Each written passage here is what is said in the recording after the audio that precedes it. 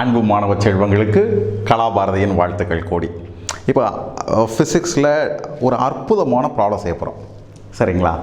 அந்த ப்ராப்ளம் என்னன்னு கேட்டிங்கன்னா, find the centre of mass of a triangular lamina, right? So பிள்ளைங்களுக்கு என்ன தெரியணும்னு கேட்டிங்கன்னா, லேமினானா என்னன்னு தெரியணும். ஸோ லேமினானா என்ன அப்படின்னு கேட்டிங்கன்னா, அதாவது அதுக்கு நீளமும் அகலமும் இருக்குது, பருமன் மிக கம்மியாக இருக்குன்னு அர்த்தம். ஃபார் எக்ஸாம்பிள் இந்த நோட் பாருங்கள். இந்த நோட்டை பார்த்தீங்கன்னா இதனுடைய நீளம் அகலத்தோடு ஒப்பிடும்போது இந்த பருமன் ரொம்ப கம்மியாக இருக்குது. This can be taken as a lamina. அதுக்கு பருமன் இல்லை. ஸோ இதுக்கு பேர் தான் லேமினா. ஏன்னா பல நேரத்தில் இந்த வார்த்தை தெரியாமல் பிள்ளைங்க கஷ்டப்படுறாங்க, ரைட்? ஸோ இப்போ என்ன விஷயம்னு கேட்டிங்கன்னா, இந்த மாதிரி ஒரு ட்ரையாங்குலர் லேமினா இருக்குது, ரைட்? இதுக்கு பருமன் இல்லை, ஓகே? ஒரு ட்ரையாங்குலர் லேமினா இருக்குது அப்படின்னா அதனுடைய centre of mass COM, centre of mass என்ன சொல்லுவாங்க? சிஓஎம். சிஓஎம் எந்த இடத்துல இருக்குது அப்படின்னு கண்டுபிடிக்க சொல்கிறாங்க. பல வழிகளில் கண்டுபிடிக்கலாம் பிள்ளைங்களா, கணிதத்தை பயன்படுத்தியும் கண்டுபிடிக்கலாம். ஆனால் கணிதத்தை விட மிக எளிமையாக லாஜிக்கலாக கண்டுபிடிச்சிடலாம். ஸோ நான் பிள்ளைங்களுக்கு இன்றைக்கி எப்படி சொல்லித்தர போகிறேன்னு கேட்டிங்கன்னா, லாஜிக்கலாக கண்டுபிடிக்கிறது எப்படின்னு நான் சொல்லித்தர போகிறேன். என்ன பண்ணுங்கன்னு எடுத்துக்கோங்கன்னா, இதான் ட்ரையாங்கிள் இல்லைங்களா? இந்த ட்ரையாங்கிளை சின்ன சின்ன பீஸாக வெட்டுறீங்கன்னு வச்சுக்கிடுவோம். ஒரு சின்ன சின்ன பீஸாக நீங்கள் வெட்டுறீங்க. இங்கே நான் பெருசாக வெட்டி காமிச்சிருக்காங்க, உண்மையில் சின்னதாக வெட்டுறோம். சின்னதாக ஸ்மால் பீஸாக கத்திரிக்கோல் வச்சு வெட்டுறீங்கன்னு வச்சுக்கோமே, ரைட்? அப்போ இங்கே ஒரு சின்ன ட்ரையாங்கிளாக இருக்கும், ஓகே? அப்படியே வெட்டி வெட்டி வெட்டி வெட்டி வெட்டி பார்த்திங்கன்னா சின்ன சின்ன ஸ்ட்ரிப்பாக இருக்கும், சின்ன சின்ன ஸ்ட்ரிப்பாக, புரியுதுங்களா பிள்ளைங்களா? ஸ்ட்ரிப்பாக இருக்கும். அப்போ நான் என்ன கேட்குறேன், இந்த ஒரு ஸ்ட்ரிப் இருக்குன்னு வச்சுக்கோங்களேன், அந்த ஸ்ட்ரிப்புடைய மையம் எங்கே இருக்கும்? சென்டரில் இருக்கும், புரியுதுங்களா? அடுத்த ஸ்ட்ரிப்புடைய சென்டர் எங்கே இருக்கும்? அதனுடைய சென்டரில் இருக்கும். Strip centre, strip centre, strip centre. அந்த சென்டர்லாம் அப்படியே கனெக்ட் பண்ணிங்கன்னு வச்சுக்கோங்களேன், அதுக்கு பேர் மீடியன், மையக்கோடு அப்படின்னு பேர். அதுக்கு என்ன பேர்? மையக்கோடுன்னு பேர். அப்போ என்ன நம்ம புரிஞ்சுக்கலான்னு கேட்டிங்கன்னா, அந்த சென்டர் ஆஃப் மாஸ் கண்டிப்பாக இந்த மையக்கோட்டில் மட்டும்தான் இருக்க முடியும். இது புரிஞ்சிருச்சா பிள்ளைங்களா? புரியுதுங்களா? ஏன்னா இந்த ஒவ்வொரு ஸ்ட்ரிப்போடைய சென்டர் ஆஃப் மாஸும் அதனுடைய சென்டரில் இருக்குது. அந்த சென்டர்லாம் இணைக்கக்கூடிய கோடுக்கு பேர் தான் மீடியன். ஸோ கண்டிப்பாக சென்டர் ஆஃப் மாஸ் எங்கே தான் அமையணும்?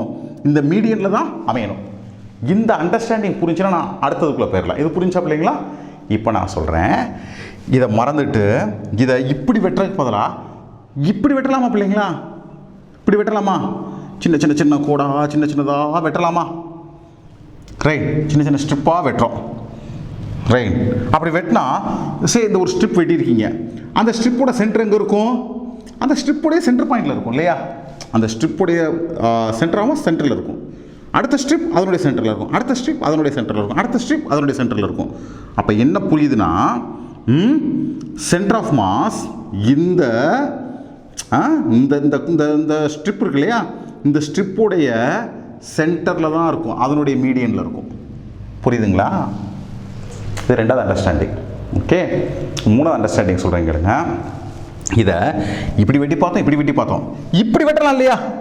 இப்படி பீஸ் பீஸாக வெட்டலாம்ல, இப்படி பீஸ் பீஸாக வெட்டலாம் இல்லையா?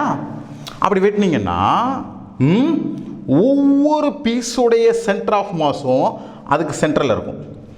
அடுத்த பீஸ்க்கு அதுக்கு சென்டர், அடுத்த பீஸு அதுக்கு சென்டர், அடுத்த பீஸ் அதுக்கு சென்டர், அடுத்த பீஸ் அதுக்கு centre, centre centre centre, okay? So அதுதான் அதனுடைய மீடியன். அப்போ சென்டர் ஆஃப் மாஸ் கண்டிப்பாக இந்த மீடியனில் ஏதோ ஒரு இடத்துல இருக்கணும், இல்லை இந்த மீடியனில் ஏதோ ஒரு இடத்துல இருக்கணும், இல்லாட்டி இந்த மையக்கோட்டில் ஏதோ ஒரு இடத்துல இருக்கணும், சரிங்களா? அப்படின்னா அதனுடைய பொருள் என்ன பிள்ளைங்களா? அது இந்த மூணு மையக்கோட்டினுடைய மத்தியில் இருக்கணும். அதுக்கு பேர் என்ன பிள்ளைங்களா? That is what is called as concurrence of the medians. மூன்று மீடியன்களும் மூன்று மையக்கோடுகளும் எங்கே சந்திக்கின்றதோ, that is centroid, மையக்கோட்டினுடைய சந்தி, மையக்கோட்டினுடைய சந்திப்பில்தான் இருக்க முடியும் என்பதே அண்டர்ஸ்டாண்டிங்.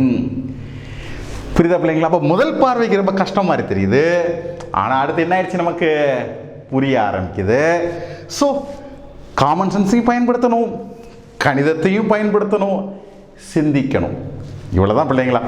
சிந்திக்க முயற்சி வைக்கிறது தான், முயற்சி பண்ணுறது தான், பிள்ளைங்களை சிந்திக்க வைக்கிறதுக்கு தான் நாங்கள் என்ன செஞ்சுக்கிட்டு இருக்கோம், நாங்கள் முயற்சி பண்ணிக்கிட்டு இருக்கோம். நீங்கள் எல்லாம் கண்டிப்பாக மிகப்பெரிய ஆளாக வருவீங்க, வரணும். அதற்காக தான் கலாபாரதியுடைய பிரயத்தனம். ஏதேனும் சந்தேகங்கள் இருந்துச்சுன்னா பிள்ளைங்களா கமெண்ட் பாக்ஸில் கிளியராக டைப் பண்ணுங்கள். இல்லாட்டி நம்மளுடைய ஃபேஸ்புக் பேஜில் நீங்கள் அதை டைப் பண்ணாலும் எங்களுக்கு ரொம்ப சந்தோஷம்தான். மறக்காம நம்ம சேனலுக்கு சப்ஸ்கிரைப் பண்ணுங்கள். எல்லாருக்கும் தகவல் சொல்லுங்கள். உங்கள் அனைவருக்கும் கலாபாரதியின் அன்பு வாழ்த்துக்கள்.